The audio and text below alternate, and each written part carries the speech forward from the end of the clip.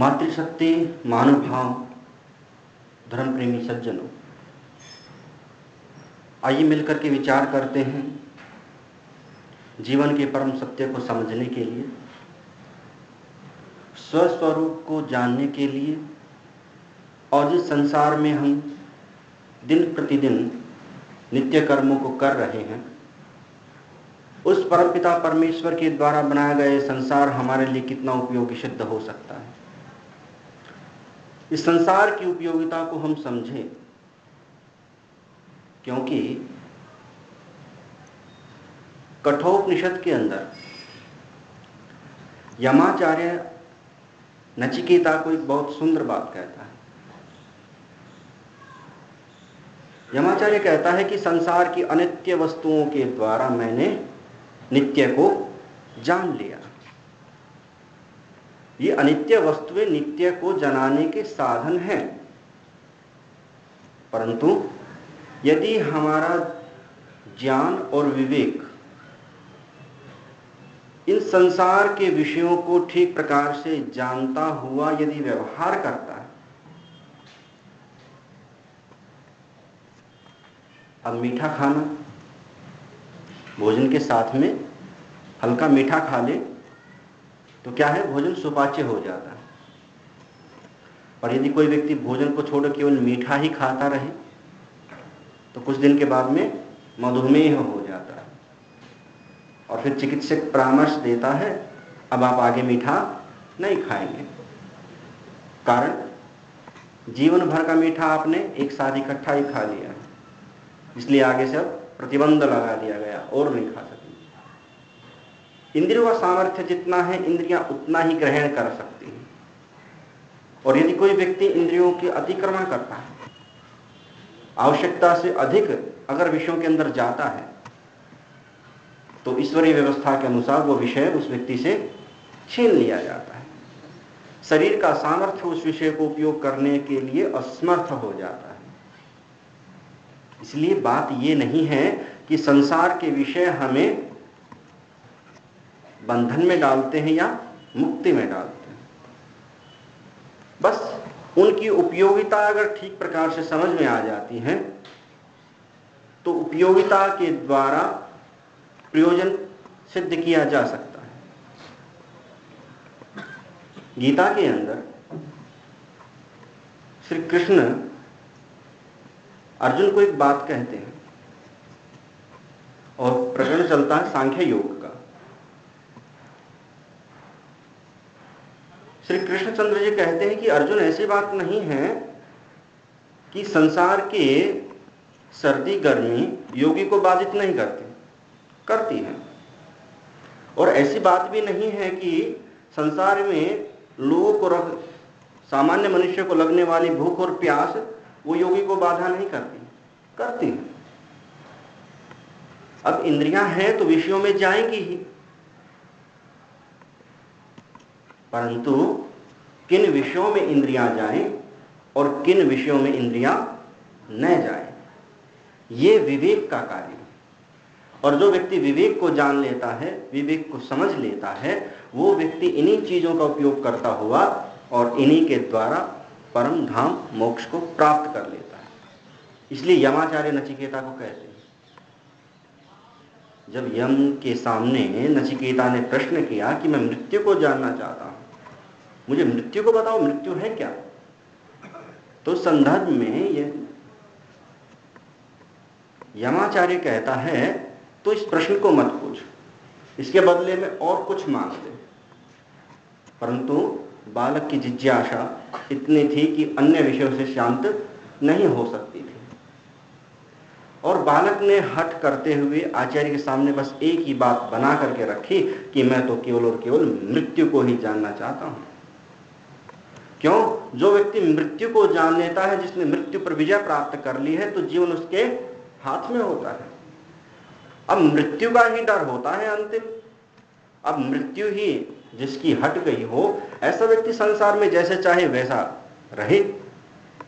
इसीलिए यमाचार्य कहता है कि तू मृत्यु के विषय में न पूछ करके कुछ और मांग ले, मैं तेरे को दे दूंगा। और जब बालक अन्य किसी चीज को मांगने के लिए तैयार नहीं होता, तब अंत में यमाचार्य कहता है कि इस संसार के भौतिक जितने भी साधन हैं, इन सब से मैंने अनित्य को पाया है। ये सारे के सारे साधन मनुष्य को उस नित्य पदार्थ परमपिता परमेश्वर को प्राप्त कराने के सहायक है। इसीलिए ईश्वर ने सृष्टि को सृजित किया है और बना करके हम लोगों को दे दिया है। इस संसार में रहता हुआ व्यक्ति जो चिंतन करता है, विषयों के प्रति जो आकर्षण बना करके व्यवहार करता है, इस संदर्भ में गीता में 2 बहुत ही सुंदर श्लोक उद्धृत किए गए। कहा गया, जब मनुष्य विषयों का ध्यान करता है, ध्यायतो विषयान् पुंसः संगस्तेषुपजायते संजायते कामात् क्रोधो विजायते क्रोधात् भवति सम्मोहात् स्मृति विभ्रमः स्मृतिभ्रंशात् बुद्धिनाशो बुद्धिनाशात् प्रणश्यति। जीवन का दर्शन है ये दोस्तों। व्यक्ति दिन भर में जो भी कुछ करता है, उन सब के पीछे छिपे हुए तत्व को जनाने वाले हैं। ऐसा नहीं है कि कोई भी संसार का मनुष्य विषयों का चिंतन नहीं करता है, हर क्षण करता है और कभी इन विषयों से अलग हो ही नहीं सकता। इसलिए गीताकार कहता है, ध्यायतो विषयान् पुंसः। पुरुष ध्यायतो, जब ध्यान करता है विषयों का, संगस्तेषुपजायते, ध्यान करते ही उनके मन में विषय को जानने का, विषय को भोगने का मन में विचार उत्पन्न होता है। जैसे विषय को देखा, सामने आया, बहुत अच्छे फल रखे हुए हैं, अच्छे फल है, ये विचार आने के बाद में फल को भोग करने की इच्छा मन में प्रवृत्त होगी। इसलिए कहा, ध्यायतो विषयान् पुंसः संगस्तेषुपजायते। जैसे ही ध्यान करता है, ध्यान के साथ लगी हुई एक चीज और प्रकट हो जाती है, और वो क्या चीज है? उस चीज का उपयोग करने के लिए व्यक्ति की इच्छा का होना। ध्यायतो विषयान् पुंसः संगस्तेषुपजायते संजात संजायते कामः। अब मन में इच्छा हुई कि इन विषयों का उपयोग करूं, और जैसे ही विषयों के पास में जाएगा तो कामनाएं और तीव्र हो जाएंगी। आज आपने कोई चीज खा ली, जैसे ही खाई, पहली बार जीवा के साथ रस का स्पर्श हुआ, आपको लगा बहुत अच्छा है, तत्क्षण उसी क्षण से ही विषय के प्रति आपका राग संबंध बन गया, और जैसे ही आपका विषय के साथ में राग बना, उसी समय से आप सोचेंगे इसका और उपयोग कर लूं, और व्यक्ति उसको और खाता चला जाता है। आज खाली है, कल को किसी कारण वही चीज पुनः सामने आती है, तो पूर्व स्मृति और पूर्व संस्कार दोनों के दोनों तद वस्तु, उस वस्तु के विषय में वहां प्रकट हो जाते हैं, और व्यक्ति को उस विषय की तरफ प्रवृत्ति कराने के लिए प्रेरित करते हैं। तो इसीलिए कहा, ध्यायतो विषयान् पुंसः संगस्तेषुपजायते संजात संजायते कामः कामात् क्रोधो विजायते। और यदि किसी कारण से बीच में कोई व्यवधान आ जाए, इच्छा है विषय को भोगने की, और कोई व्यक्ति बीच में बाधा उत्पन्न कर दे, और वो इच्छा का विघात जैसे हो जाए, इच्छा पूरी न हो पाए, तो क्या होगा? क्रोध आएगा। मैं कोई चीज खाने के लिए बैठा हूं, केवल इतनी है कि मैं ही खा सकता हूं, बाहर से कोई व्यक्ति आ गया और आते ही उसके सामने खाऊं तो लगता है शिष्टाचार समाप्त तो हो जाएगा। अब सोचता है क्या करूं, तो उस विषय के प्रति मन में विपरीत भावों को जन्म देता है। अरे तो संध्या वंदन का समय है, तो भोजन का समय, ये व्यक्ति यहां से कहां से आ गए, इसको तो इस समय भोजन करना चाहिए, और इसको पता नहीं है कि क्या भोजन के समय किसी के पास में नहीं जाना चाहिए। नित्य कर्म जब व्यक्ति कर रहा हो, तो उन नित्य कर्मों को करते हुए व्यक्ति को कभी बाधित नहीं करना चाहिए। क्या ये व्यक्ति इतना भी नहीं जानता और ये भाव मन में रखते हुए व्यक्ति इसके प्रति द्वेष को उत्पन्न करता है और व्यक्ति के प्रति क्रोध भाव को उत्पन्न करता है। तो इसलिए गीताकार कहता है संजात संजायते कामः कामात् क्रोधो विजायते। काम की पूर्ति न होने पर क्रोध उत्पन्न होता है। और कहा आगे, क्रोध जब उत्पन्न होता है तो क्या होता है? क्रोधात् भवति सम्मोह, सम्मोहात् स्मृति विभ्रम। जब क्रोध उत्पन्न होता है तो सम्मोह की स्थिति उत्पन्न होती है। विवेक नहीं होता ठीक क्या है गलत क्या है, बस व्यक्ति अपने अनुकूल वृत्तियों के उस विषय को देखता है। ये सम्मोह की स्थिति है। अनुचित कार्य भी हो तब भी व्यक्ति क्या करता है, नहीं ये चीज तो करने के लिए है ही। किसी भी विषय का अतिक्रमण करना, अरे परमात्मा ने ये चीज बनाई किस लिए है? मनुष्य के उपयोग के लिए ही तो बनाई है। इसलिए व्यक्ति क्या करता है, असमय पर भी भोजन करता है। जो दृश्य देखने योग्य नहीं है उनको भी देखने के लिए तो है सारा संसार, अनुभव के लिए ही तो है। और यदि हम इन चीजों का अनुभव नहीं करेंगे तो इनके बारे में जानेंगे कैसे? और यदि इनके बारे में जानकारी नहीं होगी तो हम इनको छोड़ेंगे कैसे? इसलिए व्यक्ति जिन दोषों से युक्त है उन दोषों को भी क्या करता है, अपने गुण और अपने लिए सहायक मानता हुआ प्रवृत्ति करता है। इसलिए व्यक्ति राग से युक्त होकर के विषयों का चिंतन करता है, और जब विषयों का चिंतन करता है तो उनसे अपनी कामनाओं को, इच्छाओं को पूरी करने की इच्छा भी मन में रखता है। जब इच्छाएं पूरी नहीं होती तो क्रोध उत्पन्न होता है, और जब क्रोध उत्पन्न होता है तो उस क्रोध के साथ साथ सम्मोह की स्थिति उत्पन्न होती है। और जब व्यक्ति सम्मोहित हो जाता है तो व्यक्ति को ये पता नहीं होता कि ठीक क्या है और गलत क्या है। और जब सम्मोहन उत्पन्न हो जाता है, व्यक्ति विषय के प्रति इतना गूढ़, इतना अधिक आकर्षण भाव रखते हुए जुड़ जाता है। उस सम्मोह की स्थिति के बाद में कहा क्रोधात् भवति सम्मोह, सम्मोहात् स्मृति विभ्रमः। उस सम्मोह के द्वारा स्मृति, क्या ठीक है क्या गलत है, ये देखने की चीज, ये चीज देखने की शक्ति वो नष्ट हो जाती है। स्मृति भविष्यात् बुद्धिनाशो, ठीक क्या है गलत क्या है ये तो देखना एक बात हो गई, और ये ठीक है ये जान लेना ये बुद्धि का कार्य, निश्चय कर लेना। बुद्धि से हम क्या करते हैं, निश्चित करते हैं कि हाँ ये ठीक है और ये गलत है।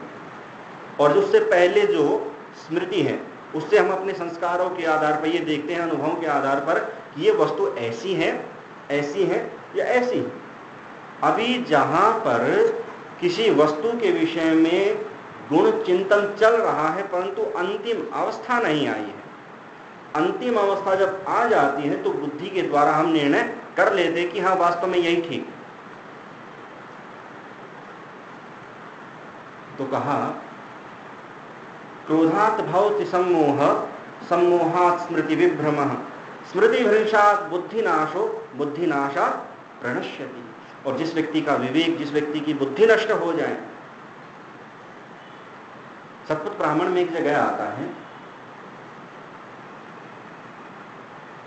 कि यजमान का अभिप्राय वो पुरुष जो अग्निहोत्र करता है, जो यज्ञ को वहन करता है, यज्ञ को ले जाता है, यज्ञ का जो स्वामी है, वो यजमान बिना पत्नी के यज्ञ करने का अधिकारी नहीं है। और मैंने जब कात्यायन श्रोत सूत्र का अध्ययन किया, उस अध्ययन काल में प्राय करके मैंने उन चीजों को जानने का प्रयत्न किया जो कि हमारे लिए अदृष्ट होती है। अभी क्रिया तो कर लेते हैं परंतु इनके पीछे क्या कारण होता है, किस चीज के लिए ये चीज बनाई गई है, या फिर इन चीजों से कहा क्या जा रहा है, वो चीजें हमारी छिपी हुई होती है। इसलिए इन चीजों के पीछे जाने के लिए मैंने कात्यायन श्रोत सूत्र का अध्ययन किया। और जैसे ही कात्यायन श्रोत सूत्र का अध्ययन पूरा हुआ और पूरा होने के साथ एक बुद्धि उत्पन्न हुई, और वो बुद्धि क्या थी, यज्ञ कर्म कांड के अंदर अग्निहोत्र यजमान करता है, था पुरुष करता है, पत्नी यज्ञ के पास बैठती भी नहीं। आहुति करना है, जो भी कुछ करना हो पुरुष ही करता है, यजमान पत्नी बस थोड़ी दूर बैठी रहती है, उसको केवल देखती रहती है। क्रिया का अनुष्ठान सारा का सारा किसके लिए? यजमान पुरुष के लिए। और अगर पत्नी न हो तो वो पुरुष यज्ञ नहीं कर सकता। एक शास्त्र का वचन ये कहता है यदि पत्नी न हो तो व्यक्ति यज्ञ नहीं कर सकता, और उसी यज्ञ क्रिया के अंदर पत्नी दूर बैठी हुई है, यज्ञ के साथ भी नहीं। परस्पर विसंगति लगी कि नहीं ये कैसी बात है, जिसके बिना यज्ञ हो ही नहीं सकता, वो उसकी तो ज्यादा प्राथमिकता होनी चाहिए और उसका तो यज्ञ के साथ बिल्कुल सीधा संबंध होना चाहिए। और जबकि पत्नी तो यहाँ पर बैठती भी नहीं शास्त्र के अनुसार, वो तो एक कोने में बैठी रहती है, केवल देखती रहती है, पुरुष सारी क्रियाएं करता रहता है। तो तब जाकर के उसके ऊपर विचार किया और अंत में पाया ये यज्ञ वास्तव में यज्ञ नहीं है, ये तो बाहर की क्रिया है, वास्तविक यज्ञ अंदर का है। जो आत्मा है वो पुरुष है, बुद्धि है वो पत्नी है। और बिना बुद्धि के व्यक्ति कभी भी कोई कार्य नहीं कर सकता। जिस व्यक्ति की बुद्धि न हो ऐसा व्यक्ति इस शरीर में जीवित तो रहेगा परंतु कोई भी कार्य नहीं कर सकता। और जब हम श्रेष्ठ कार्यों की करने की बात कहते हैं तो सामान्य बुद्धि से काम नहीं चलता, उस समय विशेष विवेक और ज्ञान प्रतिभा की आवश्यकता होती है।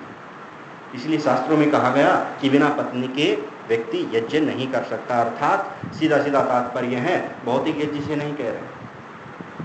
जो व्यक्ति विवेक को नष्ट कर देता है ऐसा व्यक्ति कर्म से विहीन हो जाता है, कर्म करने का अधिकारी ही नहीं रहता स्वभाव से। जैसे कि स्वामी दयानंद जी ने कहा कि शूद्र कौन है? जो पढ़ाई से भी न पढ़ सके। इसीलिए उसको क्या करें? संहिता भाग छोड़ करके बाकी सारे शास्त्र पढ़ाने का प्रयत्न करें। और यदि व्यक्ति इतना अच्छा है कि सब शास्त्रों को पढ़ते हुए इतनी योग्यता भी रखता है कि संहिताओं को भी पढ़ ले, मूल वेद को भी पढ़ ले, तो उसको वो चीज भी पढ़ा दी जाए। तो कारण संबंध सीधा सीधा एक ही है। और वो कारण संबंध क्या है? गीताकार स्वयं कहता है, बुद्धि नाशो प्रणश्यति। जिस व्यक्ति की बुद्धि नष्ट हो जाती है तो ये मान के चलो कि जीवन की सारी क्रियाएं अवरुद्ध हो गई, सारी की सारी क्रियाएं मानो नष्ट हो गई हैं, और अब व्यक्ति केवल प्राण संचरण मात्र करता है और बाकी कुछ भी नहीं कर सकता। और जो व्यक्ति कर्म से विहीन हो जाए तो कर्म के अभाव में व्यक्ति की गति ही क्या है? मरा या जीवित, दोनों में कोई अंतर ही नहीं होता। व्यक्ति वैसे कहने को तो जीवित होता है, एक अवस्था है जब ज्यादा प्रतिघात शरीर पे हो जाता है तो जीवात्मा कोमा में चला जाता है। उसमें शरीर में प्राण तो चलते हैं परंतु विवेक कुछ भी नहीं होता।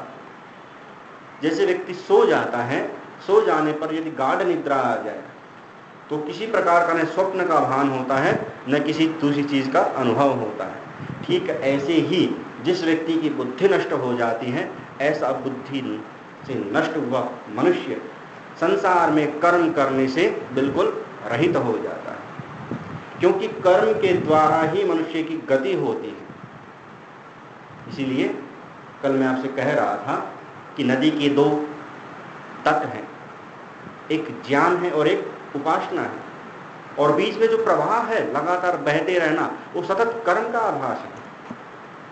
कर्म सदा गतिमान होता है, इसलिए व्यक्ति लक्ष्य के प्रति सदा गतिमान रहे। तो श्री कृष्ण जी कहते हैं कि जो व्यक्ति बुद्धि से रहित हो जाता है, जिसकी विवेक शक्ति नष्ट हो जाती है, वो व्यक्ति स्वयं नष्ट हो जाता है। इसलिए उस विवेक शक्ति को सदा इस भाव से धारण करते हुए रहना चाहिए कि कभी भी किसी भी कारण से चाहे कुछ भी छोड़ना पड़े परंतु किसी भी प्रकार से ज्ञान के अंदर कोई दोष उत्पन्न न होने पाए। एक छोटा हम दृष्टांत आपके सामने रखता हूं। व्यक्ति सुखी होना चाहता है, सुखी होने के लिए सबसे प्राथमिक और सबसे पहला उपाय है वो है विद्या, ज्ञान, विवेक, बुद्धि का होना। तो इसलिए किसी विवेक मनीषी व्यक्ति ने कहा कि यदि व्यक्ति सुखी होना चाहे तो उस व्यक्ति को एक कार्य करना पड़ेगा। और क्या कार्य है? ये हाथ है, ये हाथ ऐसे हो और व्यक्ति कहे कि भाई इसमें पानी डालो, तो पानी रुकेगा क्या? बिल्कुल खुला हाथ हो, क्या पानी रुकेगा? पानी चाहे कितना ही डाल लो, पानी रुकने वाला नहीं, क्योंकि रुकने के लिए गर्त चाहिए, गड्ढा चाहिए, एक सीमा चाहिए, एक परिधि चाहिए। वो परिधि नहीं है तो पानी नहीं ठहर सकता। और यदि आपको ऐसा कर देंगे तो तब पानी डालेंगे तो क्या होगा? पानी रुकेगा नहीं रुकेगा? रुकेगा। ये 5 चीजें हैं। ये 5 चीज जब आपस में मिल जाती हैं और जब इसके अंदर जो चीज डाली जाती है वो ठहर जाती, स्थिर हो जाती है। आचमन करते हैं आप, क्या खुले हाथ आचमन कर सकते हैं? नहीं।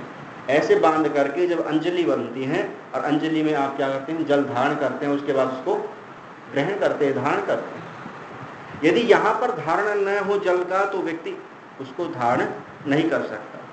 इसलिए कहा कि जो व्यक्ति ईश्वर के आनंद को अनुभव करना चाहता है उस व्यक्ति को केवल इस हाथ की भांति 5 चीजों को जीवन में धारण करना पड़ेगा। अगर उन 5 चीजों का परस्पर संयोग होता हुआ व्यक्ति अपने आप को ऐसा पात्र बना ले कि जिसके अंदर उस ईश्वर का ज्ञान रुक सके, धारण किया जा सके, तो उस ज्ञान के आधार पर मनुष्य सुखी हो सकता है। और वे 5 चीजें क्या बताई? सबसे पहले कहा ज्ञान, विवेक। समस्त क्रियाओं को प्रारंभ करने से पहले यदि उस क्रिया संबंध में हमारा विवेक, ज्ञान, बुद्धि नहीं है तो व्यक्ति उस क्रिया को नहीं कर सकता। उदाहरण की दृष्टि से यदि मैं आप लोगों को ये कहूं कि एक व्यक्ति हृदय रोगी है, उसका ऑपरेशन करना है, उसकी शल्य चिकित्सा करनी है, तो क्या आप कर देंगे? तो आप क्या कहेंगे? इस विषय में हमारा परिज्ञान नहीं है, हम ये नहीं कर सकते। और यदि मैं आपको ये कहूं कि अग्निहोत्र करना, तो आप कर लेंगे? नहीं करेंगे। कारण वो आपका नित्य कर्म है, करते करते इतना अभ्यास हो गया है कि आप ये कहेंगे कि वैसे ही कर लो तो वैसे भी कर लेंगे। कारण सीधा है, जिस विषय में हमारा ज्ञान होता है उस ज्ञान विवेक के कारण से हम उस आधार पर क्रिया को उत्पन्न करने में सामर्थ्यवान होते हैं। इसलिए सबसे पहले प्राथमिकता है ज्ञान की, विवेक की। हम ईश्वर की साधना करना चाहते हैं, ईश्वर को प्राप्त करना चाहते हैं, तो क्या ईश्वर के बारे में हमारे पास ज्ञान है? क्या हमने ईश्वर के बारे में ज्ञान प्राप्त कर लिया है? यदि ज्ञान प्राप्त नहीं हुआ तो ईश्वर के विषय में क्रिया कैसे संभव हो सकती है? इसलिए सबसे पहले कहा कि व्यक्ति को ज्ञानवान होना चाहिए। ज्ञान से होगा क्या? जानकारी इकट्ठे करने से होगा क्या? क्या ज्ञान मात्र हो जाने से ईश्वर प्राप्त हो जाएगा? तो कहा नहीं। ज्ञान इसलिए है क्योंकि उसके द्वारा आप सत्य को निश्चित कर सकते हैं। यहां बहुत सारी चीजें हैं, यहां पर बहुत सारी चीजें हैं। कोई अज्ञान व्यक्ति बाहर से आ जाए और उनको हम ये कहें कि जाओ ये साले से शुरुआत को उठा के ले आओ, उसको पता ना हो कि शुरुआत चीज क्या है, तो यहां आएगा तो देखिएगा कि शुरुआत है क्या। और यदि आपको किसी को कहें कि यह साला से शुरुआत को लेकर के आओ, तो आपको निश्चित है या इतनी सारी वस्तुएं रखी हुई हैं, आप ये कहेंगे ये आचमनी है, ये शुरुआत नहीं है। शुरुआत तो वो होता है जिसके द्वारा घृत की आहुति दी जाती है। इसलिए आपको ये सत्य परिज्ञान है कि यही शुरुआत है, दूसरा नहीं। और ये आपको ज्ञान कब हुआ? जब आप दूसरी चीजों को ये जान सके कि हाँ ये तो स्थाली है, ये आचमनी है, ये लोटा है, ये समिधाएं हैं, ये घृत पात्र है, ये चिमटा है। जब तक अन्य वस्तुओं की जानकारी नहीं है तब तक उसमें छिपे हुआ एक सत्य वस्तु, उसके बारे में भी जानकारी नहीं हो सकती। इसलिए कहा कि 5 चीजें हैं, उन 5 चीजों में सबसे पहला और अनिवार्य सत्य है वो है ज्ञान। व्यक्ति को ज्ञान है तो ज्ञान के आधार पर व्यक्ति सत्य को निश्चित कर सकता है कि हाँ यही सत्य है। और सत्य को जानने के बाद क्या सत्य जान लिया, वहां जान लिया कि ये शुरुआत है। और शुरुआत को जानने मात्र से क्या शुरुआत का उपयोग हो पाएगा? नहीं। इसलिए कहा कि उसके कारण करें क्या? जान लिया कि ये ईश्वर है, जान लिया कि ये शुरुआत है, तो क्या करें? उससे जो क्रिया संभव हो सकती है वो क्रिया कर लेनी चाहिए। इसलिए उसको क्या करते हैं? धारण। जब सत्य हमने जान लिया है तो सत्य को जानने के बाद जब उसको जीवन में अवतरित कर लेते हैं, जीवन में उसको धारण कर लेते हैं, तो ये हम क्या आ गए? अब पहले विवेक, बुद्धि को उत्पन्न किया, ज्ञान को उत्पन्न किया, ज्ञान से सत्य को जाना कि यही वास्तव में सत्य है, बाकी दूसरी चीजें नहीं। और जब सत्य को जान लिया तो उसको जीवन में धारण करना। इसलिए सत्य को जानने वाला ही धर्म को जान सकता है कि क्या धारण करने योग्य है और क्या छोड़ने योग्य है। जिसको धारण किया जाए वही धर्म होता है। इसलिए ईश्वर को जाना, ईश्वर को जानने के बाद में हाँ ईश्वर है, सृष्टि को बनाने वाला है, सुख को देने वाला है, अनंत मोक्ष धाम को धारण किए हुए हैं और अपने प्रिय भक्तों को प्रदान करता है, इसलिए मैं भी सच्चा ईश्वर का भक्त उपासक बनूं।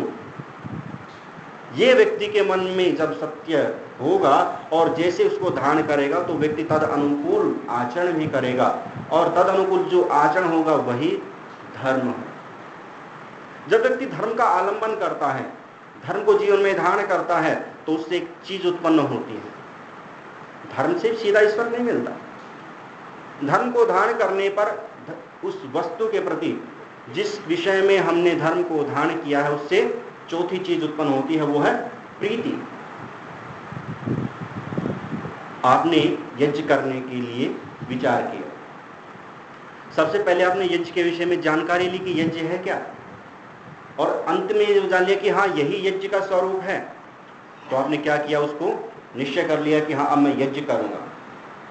और जब आप यज्ञ करना चाह रहे हैं तो जिस क्रिया में प्रवृत्त होते हैं आप उसी क्रिया में ही प्रवृत्ति करते हैं जिसमें आपकी प्रीति हो।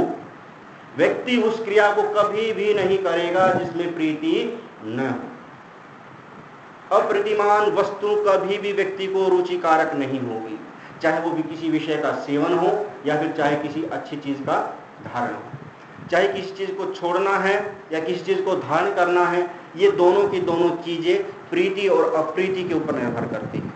और प्रीति का उत्पन्न होना तब संभव है जब आप उस विषय में धर्म को धारण कर चुके हैं। इसलिए कहा चौथी वस्तु प्रीति। और जब व्यक्ति प्रीति से जीवन को धारण करता है, जब जीवन में प्रेम ही प्रेम होता है और उस प्रेम के साथ, सत्य के साथ, धर्म के साथ और ज्ञान स्वरूप इन चार अवस्थाओं से संपादित मनुष्य तब भी ईश्वर को प्राप्त नहीं होता है। अब इसके पास एक अंतिम उपाय और है और वो पांचवा उपाय कहा गया है, जिससे हम प्रीति करते हैं उसके लिए फिर समर्पित हो जाते हैं। इसलिए प्रीति के बाद ही समर्पण संभव है। ऐसा कोई समर्पण नहीं मिलेगा जिससे हम प्रेम न करते और समर्पित हो जाएं। ईश्वर से यदि प्रेम नहीं है तो ईश्वर को जीवन समर्पित नहीं कर सकते। इसलिए प्रीति के आधार, प्रीति के बेस पर ही व्यक्ति समर्पण करता है। और जब तक ईश्वर में प्रेम नहीं होगा तब तक समर्पण नहीं हो सकता।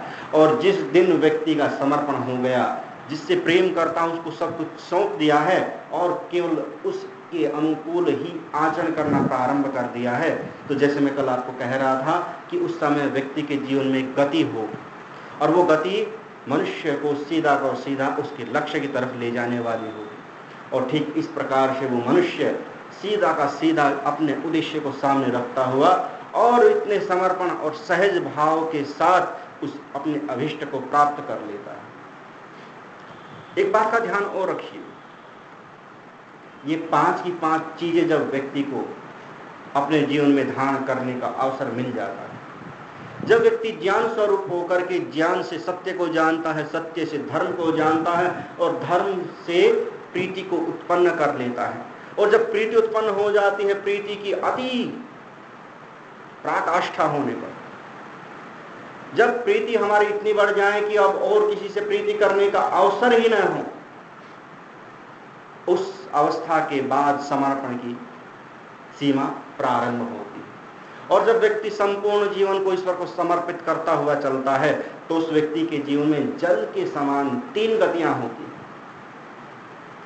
वो व्यक्ति, जैसे मैं कल आपको बता रहा था कि जल निश्चित अपने केंद्र की तरफ, अपने लक्ष्य की तरफ दौड़ता चला जाता है, ठीक उसी जल के समान मनुष्य की इन पांच अवस्थाओं से युक्त होने के बाद तीन गुणों से युक्त एक अवस्था बनती है। और वो क्या है? जल को देखते हैं। जल में तीन चीजें हैं। सबसे पहला शीतलता। जल में क्या है? शीतलता। इसके लिए प्रमाण आप कहेंगे जल तो गर्म भी होता है, तो वैशेषिक दर्शनकार कहता अप्सु शीतता। जलों में शीतलता गुण है। और वही वैशेषिककार कहता है स्निग्धता। जलों में क्या है? स्निग्धता, जोड़ना।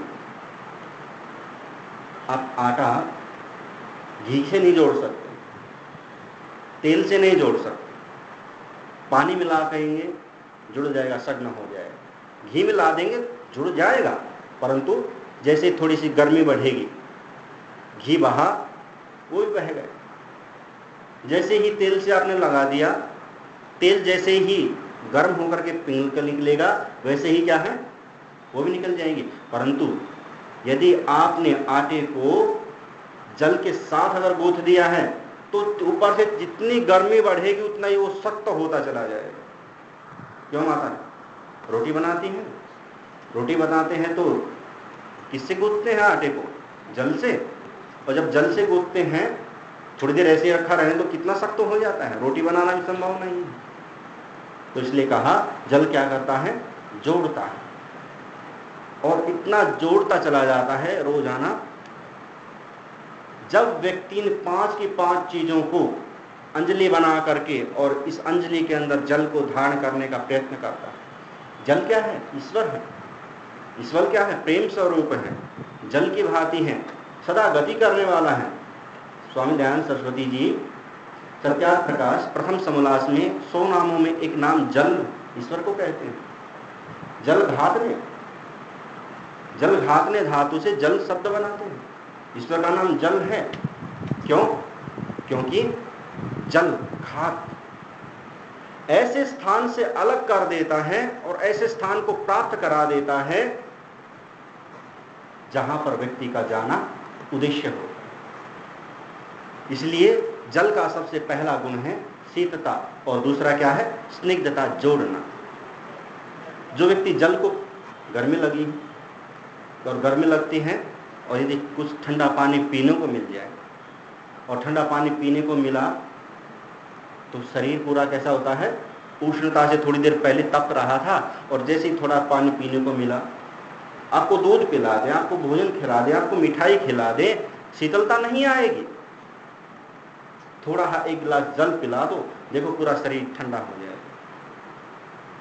ठीक ऐसे ही परमपिता परमेश्वर भी जल की भांति है, और जो व्यक्ति उसको धारण करना चाहता है, वो 5 चीजों को जीवन में धारण करके ही उसको धारण कर सकता है। जिस व्यक्ति के जीवन में ये 5 चीजें होती हैं, वो ऐसे उस दिव्य तेज और जल के समान शीतलता से युक्त प्रेम स्वरूप, और जो सब कुछ जोड़ देता है। और जल क्या है?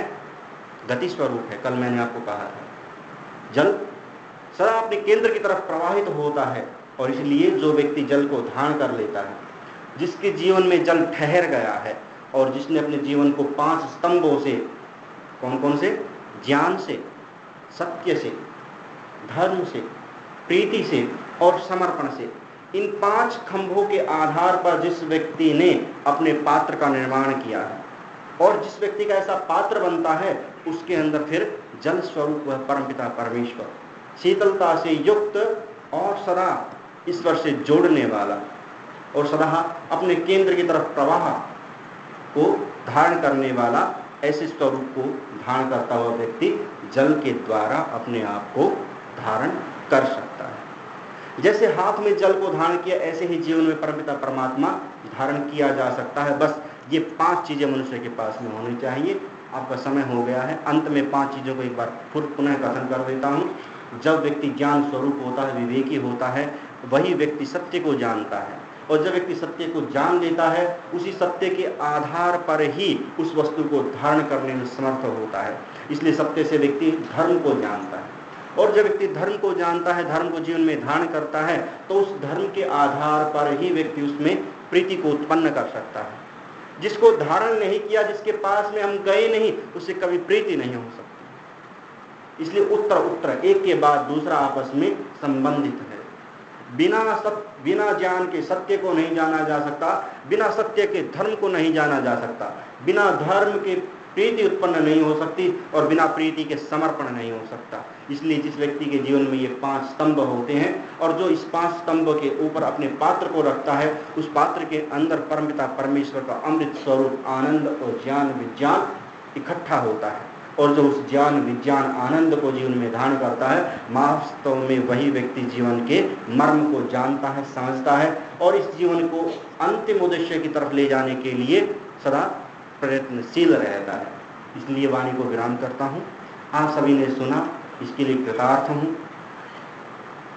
परमपिता परमात्मा से प्रार्थना करता हूँ कि हमें ऐसी बुद्धि प्रदान करे जिससे कि हम सदा अपने जीवन को अपने केंद्र की तरफ ले चलें। एक प्रश्न है माता जी, समाप्त कर देता हूँ। एक बार ओम का उच्चारण के साथ में आइए इस सभा को विसर्जित करते हैं।